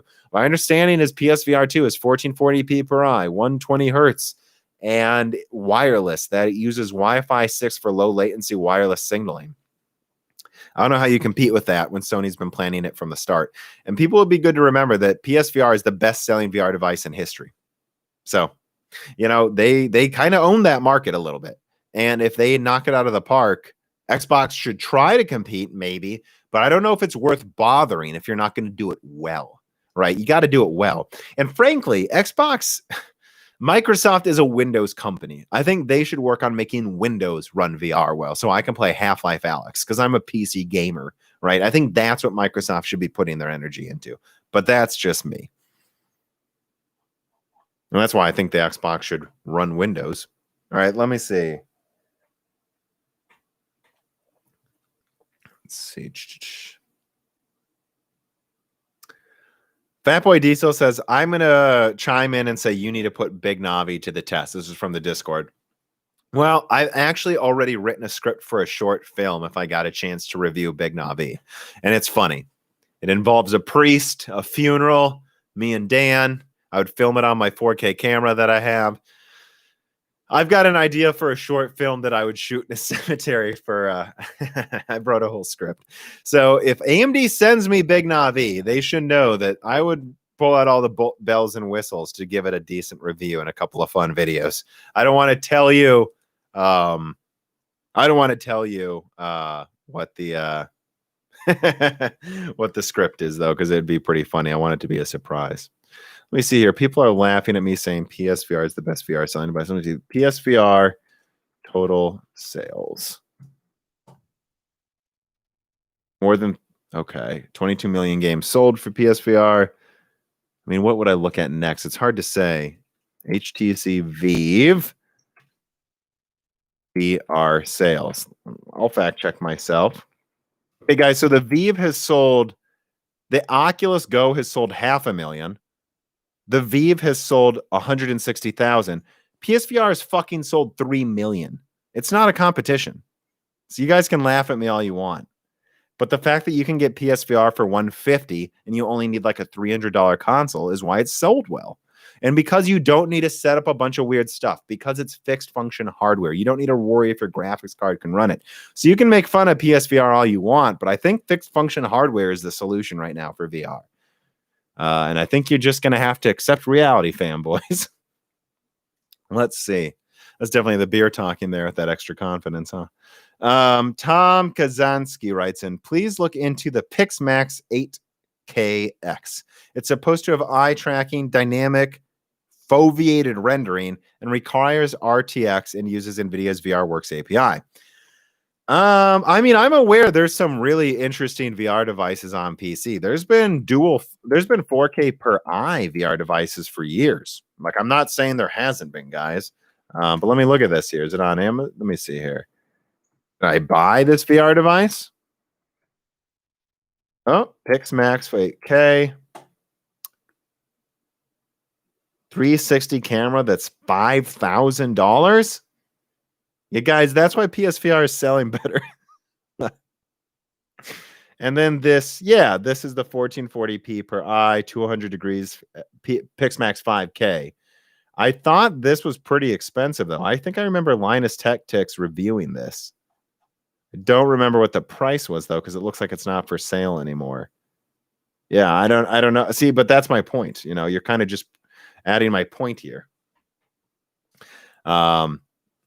But no, I'm aware of that headset, and I'm not saying there's anything wrong with VR on PC. I'm just saying, like, when you ask people to pay $1,000 for a high-end device, and then they have to have a $1,000 PC, it's a tough pill to swallow for a lot of people. And I think the key is having a wireless VR device that works with a $400 console that you can pick up for $300 on its own. So the total cost is like $700. That's when you're going to get mass adoption of VR. I think that's common sense, honestly. Bryson Jameson writes in, question for computational efficiency. Disregarding IPC and assume efficient core utilization. Okay. Would more cores at lower frequencies be better per watt calculations? Yeah, pretty much, almost always. If you could perfectly scale with frequency and cores with no loss, yeah. I mean, more cores clocked lower is usually more efficient. But that's not the real world, you know. Workload is world community grid. Yeah, no, I mean, yeah, that's absolutely true. But again, that's not the real world. I mean, if you look at the 2080 Ti versus the 2080 Super, like, let me do the math. So, right, 352-bit divided by 256-bit, that's 38%. So let's not even talk about the 2080. Let's say the 2080 non-super. That's 256-bit. The 2080 Ti is 352-bit. 352 divided by 256 is 375. 37.5%. Guys, that's how much stronger the 2080 Ti is than the 2080. So the CUDA cores aren't really scaling anymore, right? That's the thing you got to remember. It's all about bandwidth now. Let me see. 4302 divided by, what was it, 2944? 46%. So the 2080 Ti had 46% more compute, and it had 38% more bandwidth, and yet it was about 30 to 35% stronger. It's the bandwidth, guys. Don't get me wrong, the extra core performance definitely was there, but it's clearly a lot about. And then if you look at the 2080 Super, which has RAM that I believe is clocked 10% faster, roughly, than the 2080. Oh, look at that. All of a sudden that it just drops down to like 25% difference. This is the bandwidth, guys. It's the bandwidth. It's the bandwidth. You know, like, so that's why the PS5 decided to be clocked faster. Although I think RDNA 2 is going to scale with compute units and performance. So I wouldn't act like Sony made the better decision by clocking it faster. I would just say that there's a reason they did. All right, let's see what else do we got going on here. 2070, I might add, but Half-Life Alex. Yeah, I mean, Half-Life Alex, I'm excited for. I'm definitely going to play that eventually. Might just wait for it to come to console, though, because I don't want to buy a $1,000 headset. That doesn't really help me edit. That doesn't help. Most of my PC expenditures, I try to justify them by using them for the channel, like this monitor. So, you know, I don't know, you know. And also just the fact that like if you have a VR device hooked up to your console, it's easy for me to move that coffee table that you can't see it, but it's over there. Trust me, there's a coffee table over there. And if you move it out of the way, it's easy to play VR in my living room area. Okay, so I also just messed with my camera. Let me try to get it back to focusing on me. But yeah, so I think it's also just more conducive with a VR device in a living room because you can just move a coffee table out of the way. Whereas right here, I don't want to have to move my desktop. I guess I could kind of play right here in this open space. I don't know. Oh, you know what? Let's open up reader mail. Real reader mail from Benny Berlin. I've been meaning to do this. Got to do it before this ends. Real reader mail. So this is from Benny Berlin. Reminder that Moore's Law is dead has a P.O. box. All right, let's open up this. You guys can send me and Dan stuff. Let's see what's going on. Wouldn't it be funny if it was like just a steaming pile of shit or something and I opened it live? All right, let's see what we got in here. What is this? Nah, man, I got a bomb sniffing dog. You've seen her in the background. There's no bombs in here. Resupplies as promised. The sticker is from one of my favorite punk bands from back in the day. All the best, Benny Berlin. Alroy's Revenge. Well, I have to tape this to a monitor and check them out. There we go. Oh boy. So Benny Berlin is, if you can guess from his name, from Germany. Ah, yeah, baby. Linsen chips. Now you guys get to hear my German accent. Weniger Fett. These during the quarantine, which I guess we're still in a quarantine. Me and Dan got sent these from Benny Berlin, and we started eating them, and we looked at each other on the couch over there and went, "Wait, why are German chips so tasty?"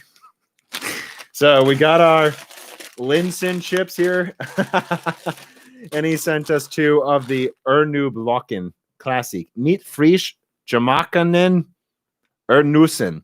If I'm butchering that pronunciation, you guys got to understand I speak French and some Portuguese. I don't speak German. Paprika style. Weniger Fett gebacken nicht frittiert. Benny, you're too nice. Oh, crunchy peas. These look pretty healthy too, which is good. So I'll put these here as a snack. Keep butchering it. It is funny. All right, let's do some more butchering German. Funny Frisch. Creeps Frisch Currywurst style. Nerbisch Zataten. Beast Kartoffeln Reins Sunnen den Brunnenol. Einzigartig Germ Oh wow, this is a long word. My last name is like 14. It's crazy long too, so I have a German last name, just so you guys know. Like I get it. I get the German. Gewürze Gewürzrezept. Guarantee 100% speculate that I didn't say that correctly. Some Bresel. Saltlitz original from Germany. And Pommels. Nussbrig Luftiger Kartoffelsnack. Oh, Kartoffelsnack, mein Fräulein. Okay. Thank you for the snacks, Benny. I really don't buy a whole lot of snacks, but the ones you sent me and Dan from Germany a few months ago were like the best snacks we've ever had, and we really do appreciate it. Reminder that we do have a P.O. box that I have also used for receiving graphics cards like the GTX 580, 3 GB for that benchmark. A reminder, there is a P.O. box if you want to send actual letters. Me and Dan will open them on air for you guys if you send them. All righty. Eat all that, I'll be Moore's Law is fat. Yeah, honestly, these snacks, I really don't eat snacks. These snacks are going to be enough, I promise you, for the rest of the year, like for how many snacks I eat. But yes, thanks again to Benny Berlin. Let's see how much time. I got about 10 more minutes for this. As you guys know, I cut it off before 2 hours. Let me see. Good Lord, that was amazing. Like, not good German, but the funniest accent ever. Well, you have to understand that if you have some question marks about my German accent, I worked for a German company, and they had a lot of people that work in the automotive industry. And when you're German, you tend to speak like this, you know. So I actually do a very, very, very good German accent because I worked for a German company with a lot of Germans. I think it's a good German accent. If you're actually German, you'll probably notice it.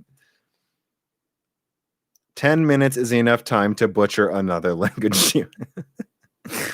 Oh, man.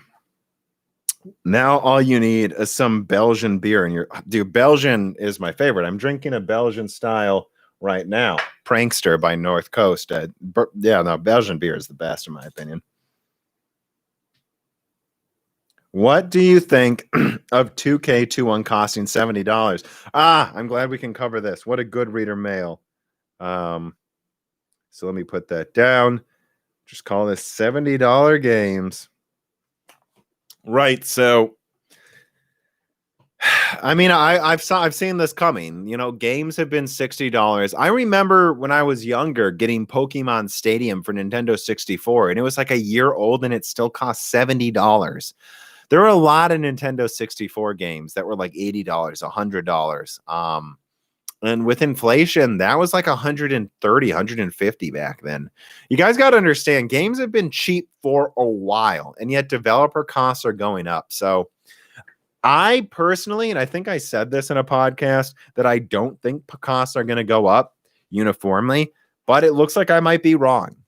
And it does not surprise me that I'm wrong. A lot of people have expected this for a long time. And so I don't know that I have much else to add on the game costs. I was hoping maybe they would do $70 for the disc-based and then $60 for digital. I thought most people would be okay with that at the end of the day, but it kind of doesn't seem like it's even that, guys. It kind of seems like they're just gonna go, you know, too much. They're just gonna go 70 the whole time, and it is what it is. And I think what they're gonna do is drop $70 to 60 after half a year, and then to 50. And I think you're gonna stop seeing sales that are as good. Again, you know, I got Far Cry New Dawn for $60. I'm sure that would have been $10 or $5, like during the PC Renaissance of 2012. And so I think games are going to maintain their prices longer too. But having said that, you don't need to get games right when they come out. Like I got The Last of Us 2, and I'm certainly happy to pay $60 for that game. I'm happy to pay $60 for Red Dead Redemption 2. I would have been happy to pay $80 for Red Dead Redemption 2. That game felt like almost Last of Us quality with 100 hours of gameplay. And like if a new Elder Scrolls comes out for PC and they actually do a good job, unlike the previous games like Fallout 76, and like Bethesda's been butchering a lot of their recent open world games, but let's say the new Elder Scrolls is the best one ever, photorealistic graphics, 500 hours of gameplay in single player. Would you really not pay $80 for that if it wasn't buggy, right? If it was the first game they made that wasn't buggy?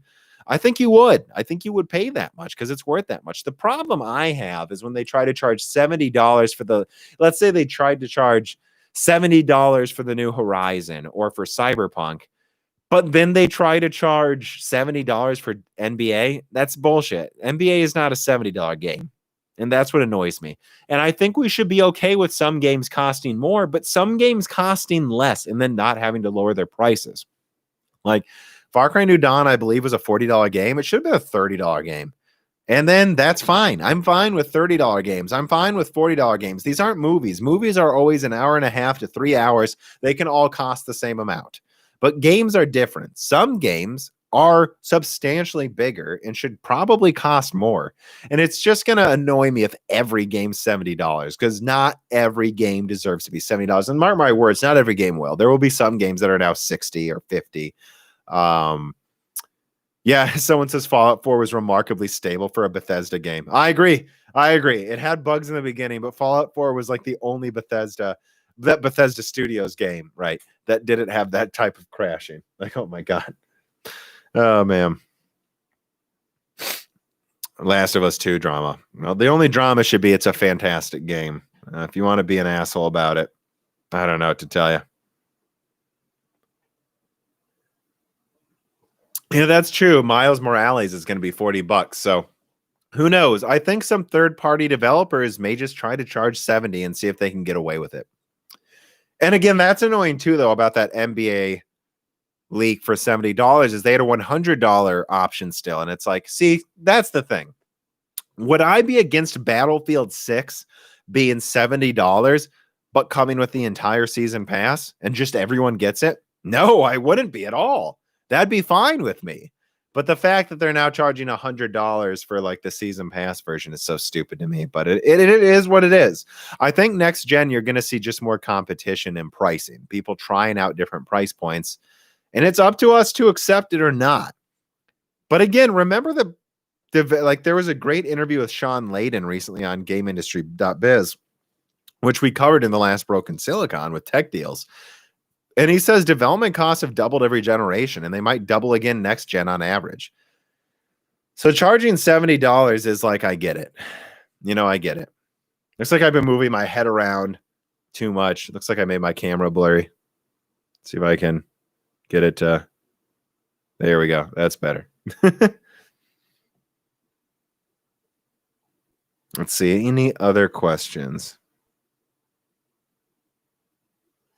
Dr. Foreman writes in from the Discord and says, what will the landscape of PC market be in 1 year? Will Intel still have the performance crown? Will Nvidia still be the go-to cards of choice for most people? Will 16 gigabytes of RAM be enough for a build?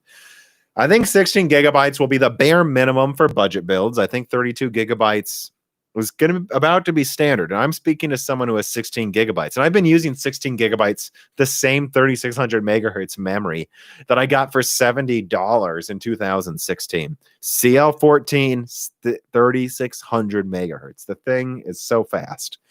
And it still runs fine at 1.45 volts. Right. So it's been overclocked this whole time and it's fine.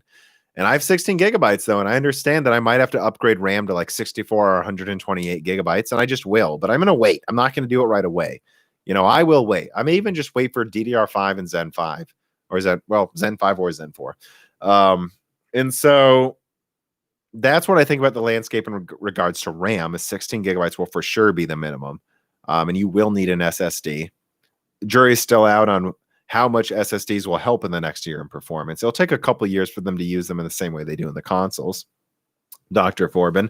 But will Intel still have the performance crown? Well, I would argue they don't now, in my opinion. But I think Zen 3 is going to take the gaming crown, and Rocket Lake will tie it at best. I think Alder Lake will probably take the gaming crown back from AMD before Zen 4 might take it back from them again. So in 1 year from now, so July, 1 year from now, I think we'll be at the precipice of Alder Lake's launch. Like within a few months, Alder Lake will be coming out, and that'll take back the performance crown. We'll be used to AMD dominating Intel for over a year. And I think in terms of graphics cards, it's going to be more competitive. I don't think AMD or Nvidia will be firmly in charge, but let's wait and see how good Ampere is, Dr. Forbin, because I could see, I could see Ampere still being wildly good. Just look at my leak. Anyways, Fatboy Diesel writes in and he says, could you see the digital version of the PS5 going for identical MSRP but with double the storage? I don't think so. I think if anything, they would do the opposite. They would give more storage to the PS5 disc and try to charge 500 or more, right? I think it just depends. If Xbox goes for $500, I feel like Sony might go 500 and just match their price, or 500 1.6 terabytes. Because you go into Best Buy again, and you'll be like, oh, 1 terabyte Xbox, 1.6 terabyte PlayStation, same price. Oh, God. I think it's just marketing. Or they'll just keep it, this like 450 with 800 gigabytes. And then I think the digital version will just be 800 gigabytes, but Sony will remind you in a year you can upgrade the storage anyways. And we're not going to nickel and dime you. It's another thing to remember, guys. If Xbox goes for $400 with the Xbox Series S, it's because they're going to nickel and dime you with that SSD to upgrade it. Whereas Sony's just going to let you use the faster Gen 4s. That's what they'll do. So I think Sony might do that. They'll say, no, the digital version's $350 because you have to buy from our store and you can upgrade the SSD and we won't nickel and dime you. That's kind of how I see it going. But again, could go either way. I'm not 100% sure on that at all. They have a lot of options. Oh, they're going to push hard for digital sales, though. Fatboy Diesel's writing in. They definitely will.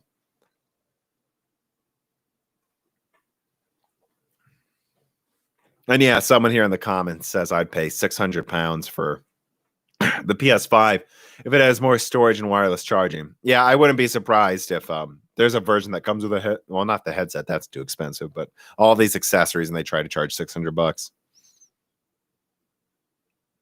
When will we see new companies competing in CPUs and GPUs? You are. ARM's built a software stack for their ARM graphics cards. They're just expecting a third party to come in and actually build a powerful version of their ARM graphics architecture, right?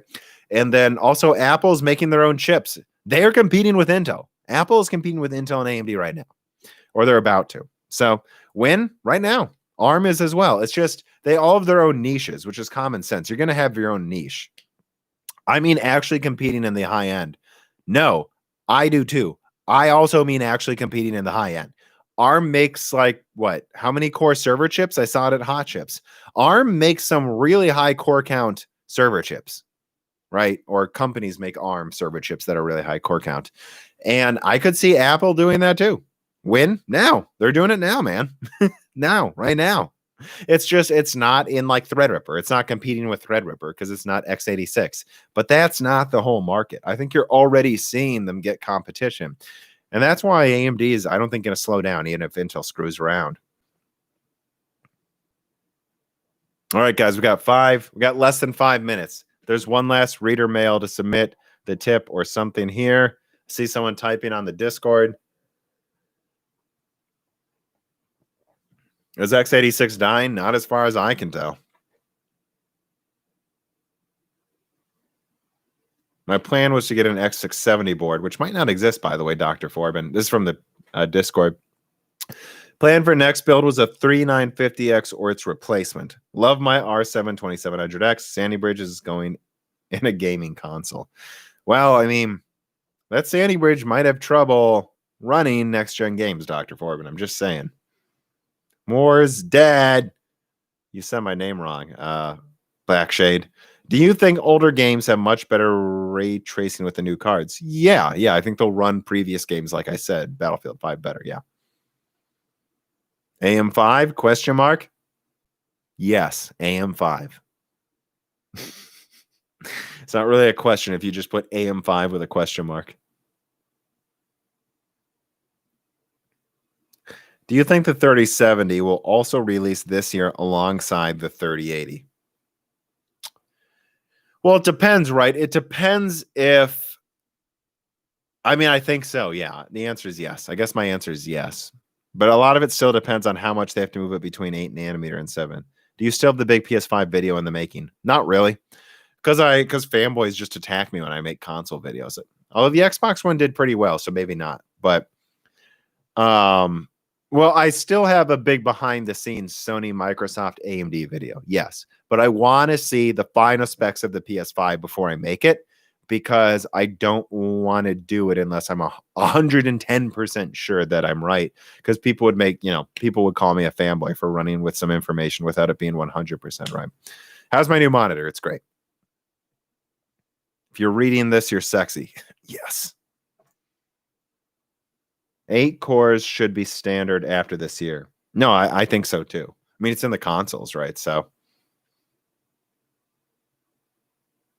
PlayStation fanboys more toxic than Xbox confirmed. No, that's not true. The opposite's true, Mr. Simon. The reason I don't want to do a PlayStation video is because Xbox fanboys attack me. No, confirmed Xbox fanboys are cancer. No. Don't misread what I said, Simon. That's why I wouldn't want to do a PlayStation video, because the Xbox fanboys attack me. Whereas when I do an Xbox video, the PlayStation fanboys were like, interesting. There were a couple fanboys in there.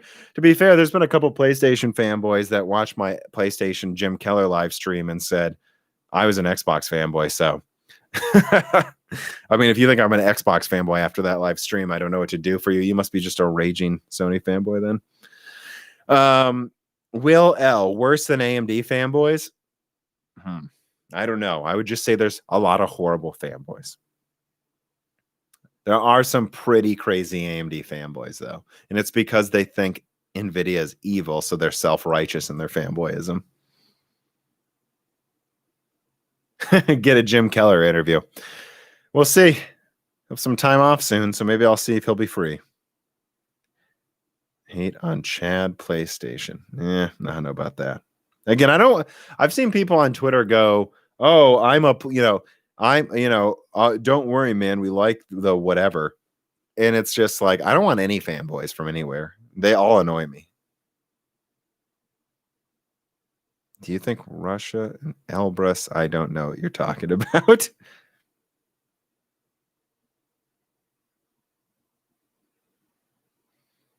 see. Get Wendell from Level 1 Tech. Tell him to come on. A lot of people. I've got a quantum computing guy lined up, I think, for the next episode. I want to try to get level 1 on, but you guys go talk to level 1. Go tell them. Go tell them to get on. You tell them. I've got multiple guests lined up. So if someone wants to come on anytime soon to promote their own YouTube channel, they can ask to come on.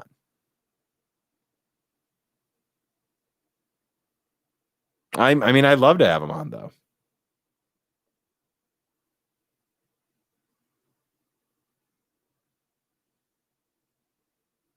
I just ruined a 3600. Oh, and a Strix motherboard. That sucks. I'm sorry, virtual boy. Boy spelled B-O-I. Would a potential beat the 69? Would a potential 6950 XT beat a Titan? Potentially. Potentially anything could happen. How about Adored TV? I mean, he said he doesn't want to come on. Of course, that was a year ago, so you guys might want to ask him.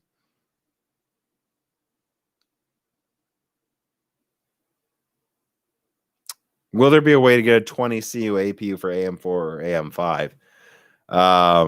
Probably, yeah. All right, guys, that's it. 2 hours is done. Thank you for coming on.